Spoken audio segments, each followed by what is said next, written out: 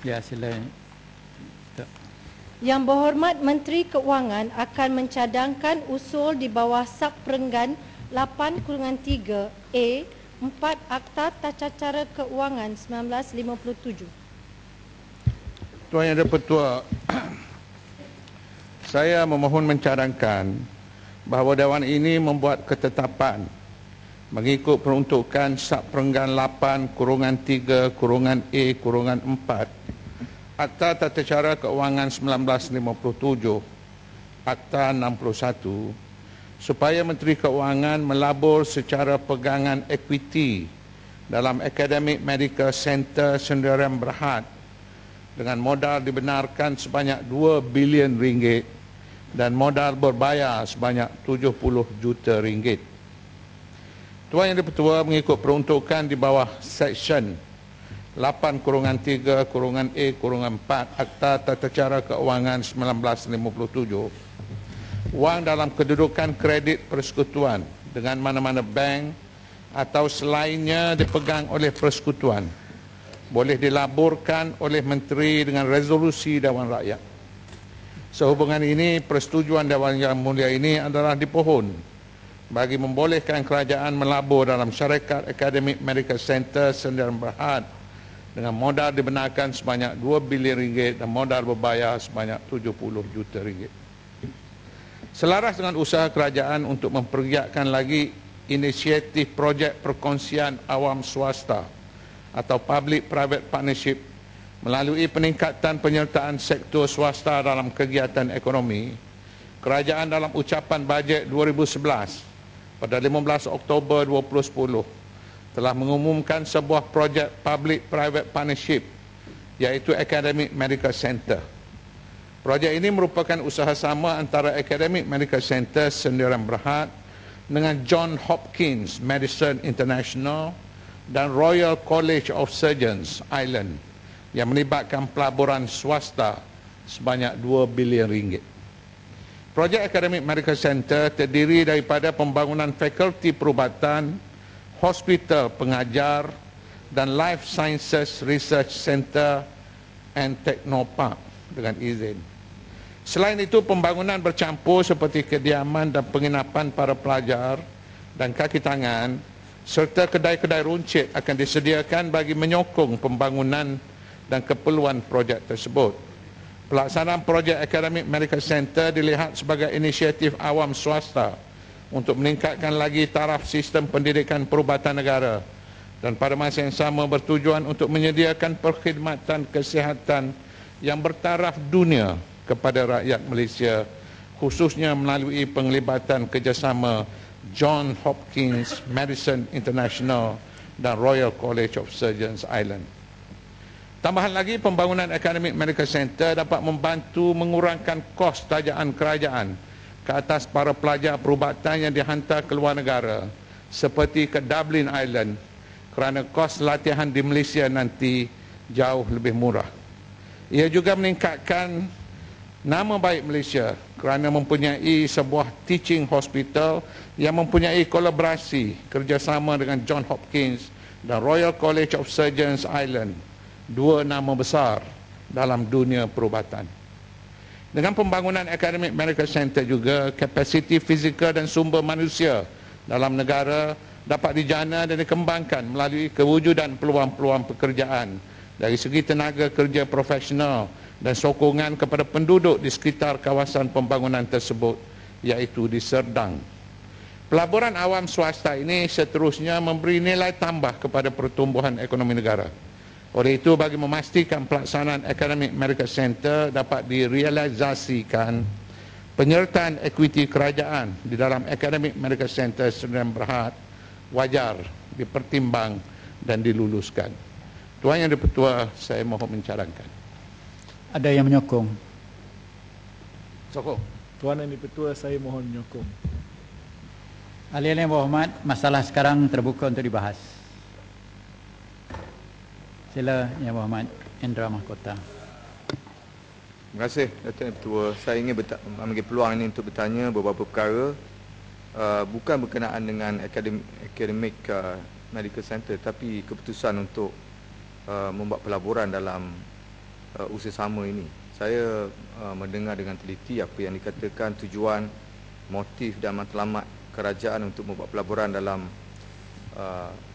joint venture ini tidak dapat dinafikan atau dipertikaikan. Cuma saya nak tanya, katanya lanjutan daripada pengumuman kerajaan untuk melihat lebih banyak berlakunya usaha sama di antara kerajaan dengan pihak swasta dalam melakukan atau membangunkan apa-apa usaha.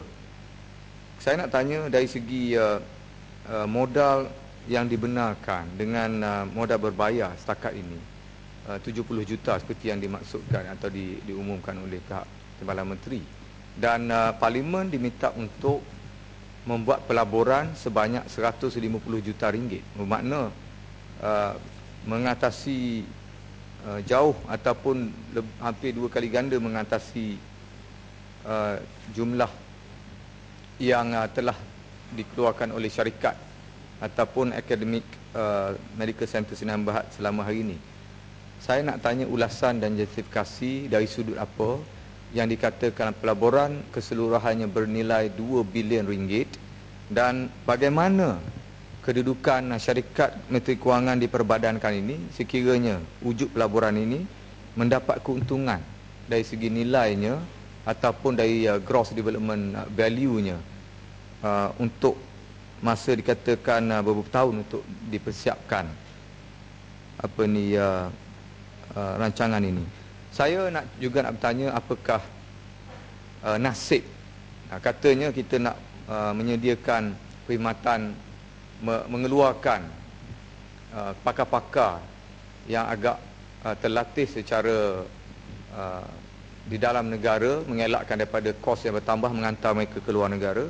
Tapi saya nak tahu apakah nasib implikasi kepada rakyat Malaysia yang pada hari ini kita lihat banyak juga akademi pengajian yang berasaskan perubatan yang diswastakan atau diprivatiskan dalam bentuk unit-unit tertentu atau wing-wing tertentu. Sebagai contoh, contohnya Pusat Perubatan Universiti Malaya yang begitu lama memberi khidmat kepada rakyat Malaysia telah ditukar statusnya kepada atau kedudukannya daripada Kementerian Kesihatan kepada Kementerian Pengajian Tinggi, dan akhirnya salah satu wing yang agak mustahak telah pun diprivatis atau diswastakan, dan kedudukan ini menjadikan mana-mana rakyat Malaysia yang katanya mampu boleh pergi situ, yang tak mampu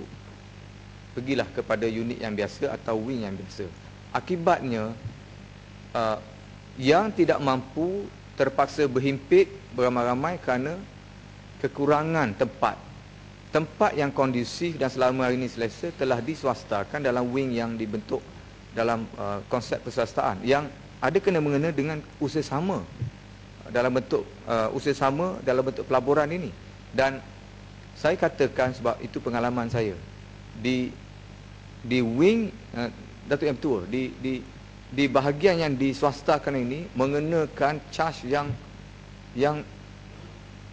yang sukar untuk kita percayai, dan sebahagian besar daripada wing-wing yang kata diswastakan ini semuanya yang memberi atau menawarkan perkhidmatan yang sangat kritikal keperluannya untuk rakyat Malaysia, yang sakitnya, kronik dan sebagainya. Kos satu rawatan ada setengahnya mencecah RM11,000, dan alasan yang diberi kepada saya sekali rawatan RM11,000 kerana wing itu telah diswastakan apabila kerajaan telah mengambil keputusan untuk melakukan joint venture atau menjemput pihak lain untuk melakukan usaha sama.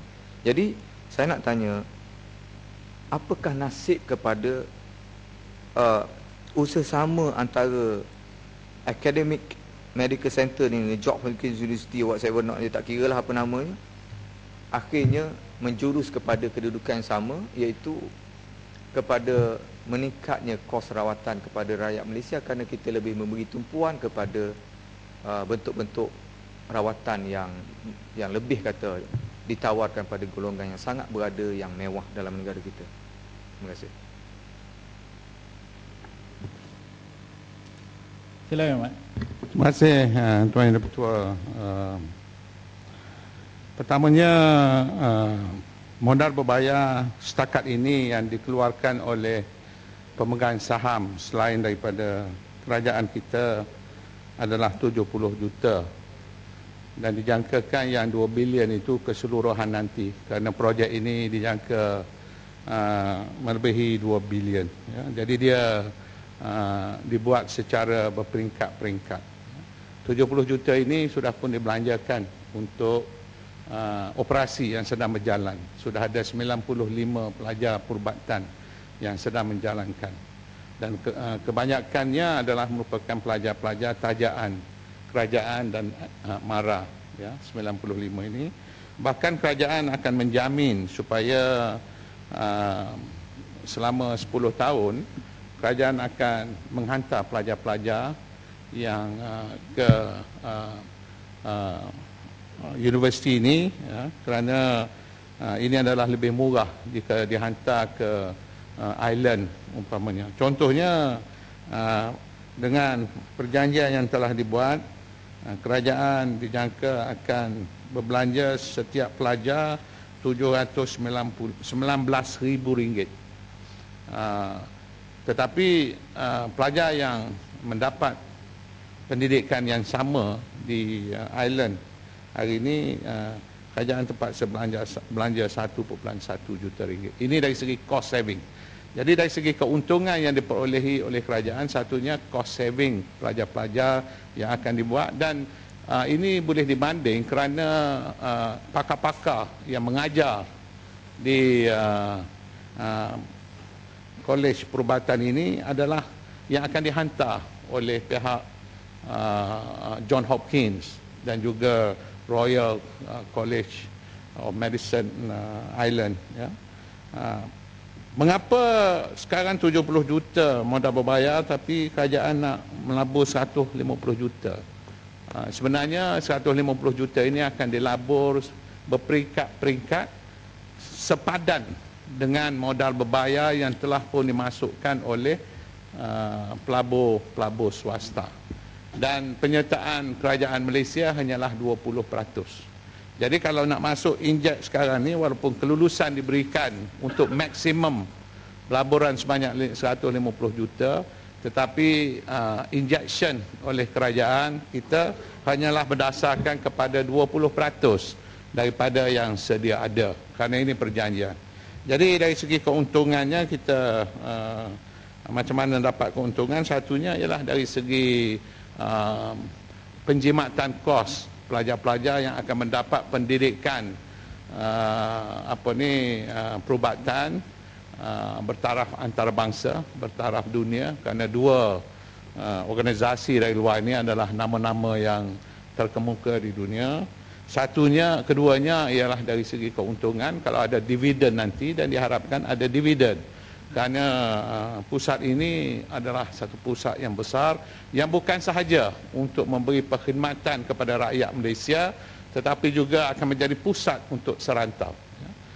Dijangkakan bahawa pusat ini bukan sahaja akan mengadakan pengajian perubatan, tetapi juga akan ada hospital, ya, hospital. Pakar-pakar daripada luar ini juga akan bertugas di hospital ini. Dan ianya akan dapat menarik pelancong yang datang untuk mendapat perubatan. Dan kalau dikira, kalau sekarang ini mereka sudah pun pergi ke John Hopkins, ya, di US ataupun di UK, maka sudah tentu dengan adanya pusat di sini nanti adalah lebih menarik dan lebih murah untuk mereka datang ke sini. Soal beban kepada rakyat Malaysia ini adalah soal menyeluruh, bukan sahaja adanya penyertaan kerajaan di sini. Ini adalah sistem hospital yang disediakan, ya, yang mana saya rasa tidak ada rakyat Malaysia yang tidak mendapat penjagaan dalam bidang perubatan walaupun sakit kronik, ya, di hospital-hospital awam. Tetapi disediakan juga kemudahan kepada mereka yang sanggup membayar kos yang sebenarnya, yang mampu untuk membayar kos sebenarnya. Dan ramai juga sekarang ini yang datang daripada luar negara. Jadi tidak juga hanya tertumpu kepada rakyat Malaysia. Jadi itulah jawapan saya. Terima kasih Yang Berhormat. Dan saya ingin juga menyatakan terima kasih kepada Yang Berhormat Kepung. Biasanya usul-usul keuangan Yang Berhormat Kepung mengambil bahagian. Tetapi tadi Yang Berhormat Kepung menghantar nota kepada saya. Dia terpaksa keluar awal. Dia memang berminat untuk mengambil bahagian dalam perbincangan ini. Tetapi oleh kerana tuntutan masa di luar, maka untuk itu saya mengucapkan juga terima kasih kepada Yang Berhormat Kepung. Terima kasih.